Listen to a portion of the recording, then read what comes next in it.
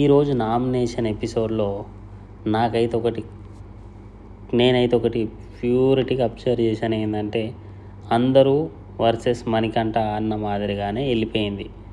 అతని టీం వాళ్ళు అతన్నే నామినేషన్ చేశారు, ఆపోజిట్ టీం వాళ్ళు కూడా అతన్నే నామినేషన్. ఏంది అయ్యా అంటే అందరికీ అదొక్కటే రీజన్ దొరికింది. ఏంటది?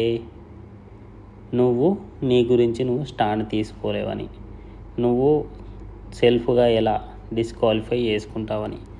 యాక్చువల్లీ ఒకటి చెప్పాలంటే ఆయన ఎక్కడ చేసుకున్నాడు? ఆయన అనుకున్నాడు, అంతలో బిగ్ బాస్ నోటిఫికేషన్ వచ్చింది. తర్వాత ఇద్దరు పాయింట్లు పెట్టారు, వాళ్ళ పాయింట్లు నచ్చట్లేదు కాబట్టి నేను సెల్ఫ్గా డెసిజన్ తీసుకుంటున్నాను తీసేసుకున్నాడు.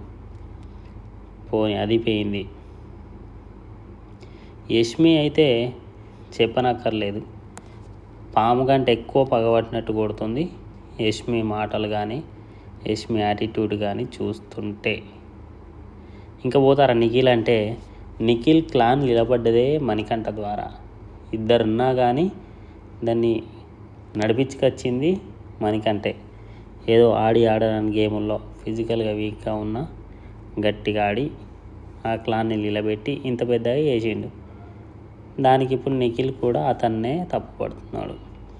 ఓవరాల్గా నాకైతే ఒకటి అర్థమైంది, ఎక్కడైనా ప్రపంచంలో ఎక్కడైనా ఎవరికైతే కొట్లాడేంత సస్తా, దట్ మీన్స్ నోరున్నుందే ఊరు ఉంటుందని ఒక సామెత ఉంటుంది. అది బిగ్ బాస్ హౌస్లో ప్యూర్గా అర్థమవుతుంది. ఎవడికి నోరు ఉంటే వాడిదే రాజ్యం అవుతుంది.